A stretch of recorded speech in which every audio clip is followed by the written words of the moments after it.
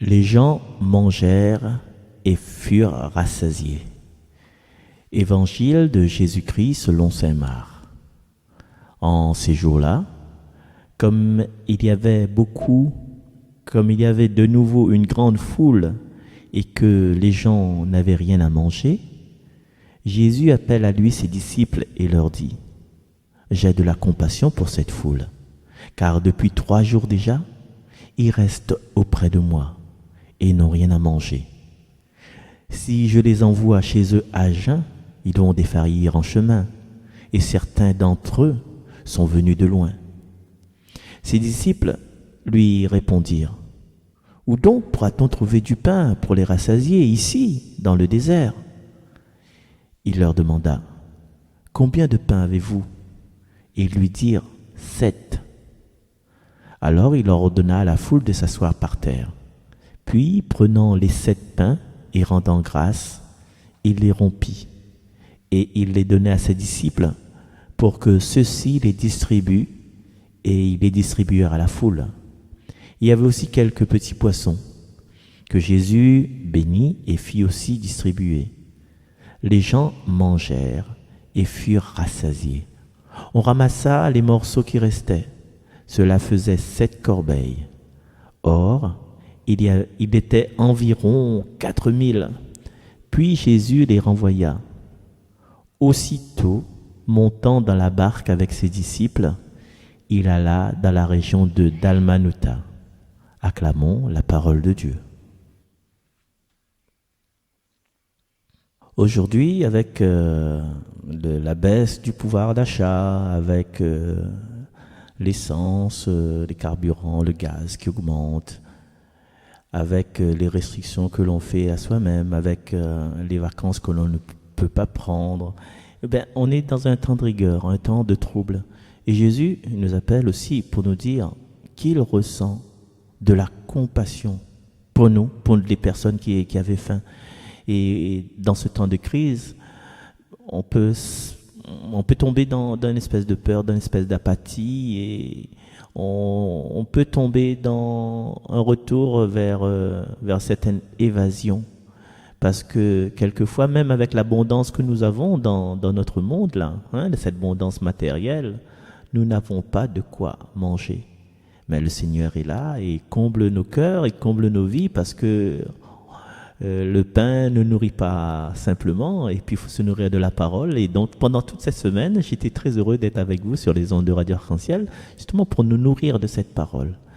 Et vous savez qui le Seigneur appelle ? Il appelle ses disciples.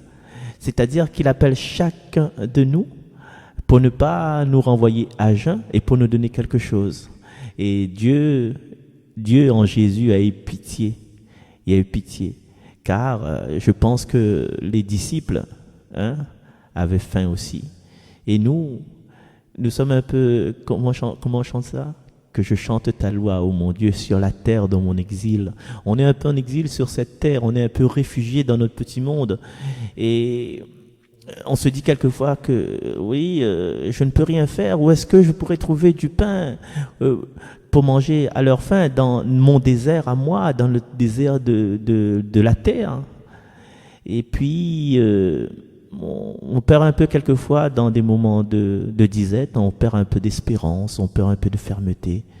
Mais si nous savons que le Seigneur est avec nous tous les jours jusqu'à la fin des temps, comment, chers amis, comment nous laisser aller à cet abandon, cet abandon par le lâcher prise, cet abandon de dire ah là là, tout est fichu, tout est fini, comme chantait si bien Max Lorette.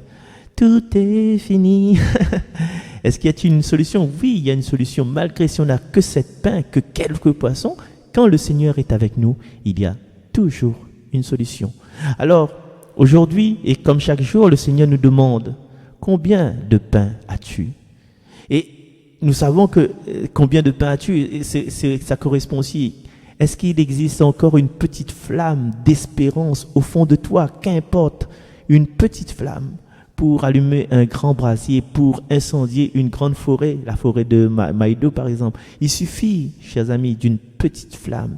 Et cette flamme, une flamme d'espérance. Et dans le texte de ce texte d'aujourd'hui, il nous rapporte qu'il y avait sept poissons. 7 poissons, c'est un chiffre, un chiffre symbole. Et chez d'autres évangélistes et dans d'autres textes, on parle de 5 pains et 2 poissons. Mais là, c'est 7 pains. 7, le chiffre de Dieu.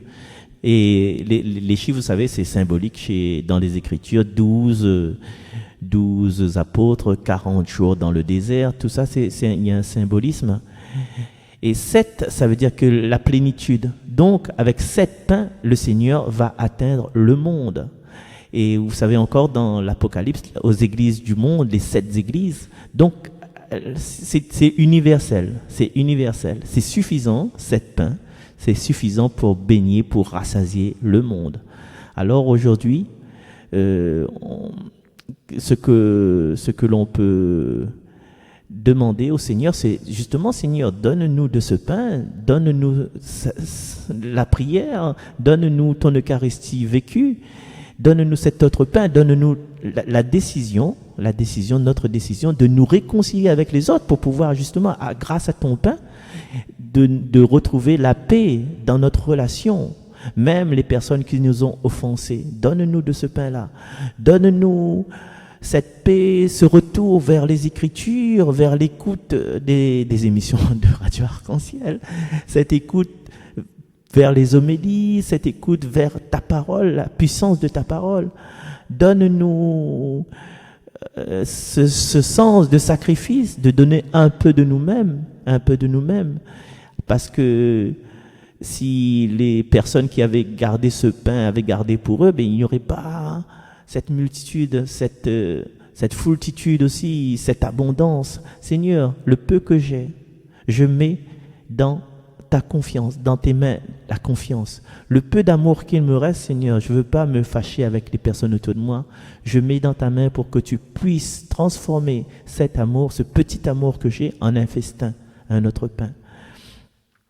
Seigneur, donne-moi ce pain de la foi qui quelquefois me fait défaut, qui quelquefois me fait poser des questions, me met en doute envers moi-même, me fait tourner en rond et j'avance pas parce que je me dis, mal à peu, est-ce que ça va marcher, est-ce que ça ne va pas marcher, est-ce que je vais réussir, est-ce que je vais pas réussir, Seigneur.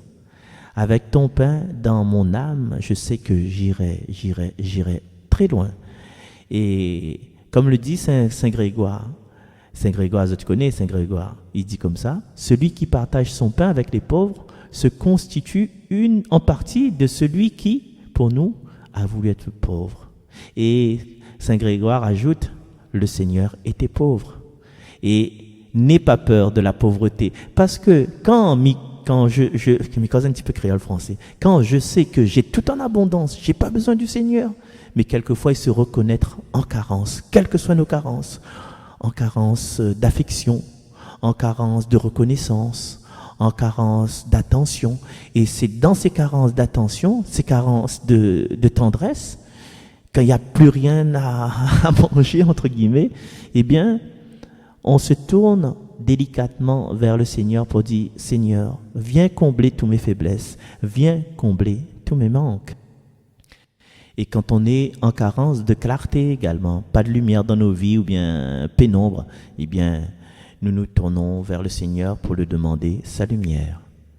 Toi qui es lumière, toi qui es l'amour, mets dans nos ténèbres ton esprit d'amour. Toi qui es lumière, toi qui es l'amour, mets dans nos ténèbres ton esprit d'amour. Voilà, chers amis, merci de m'avoir supporté pendant toute cette semaine. Je remercie encore Mazam de m'avoir donné sa confiance. Et c'était Marcel avec vous. Et nous nous donnons rendez-vous demain avec 3 fois Saint.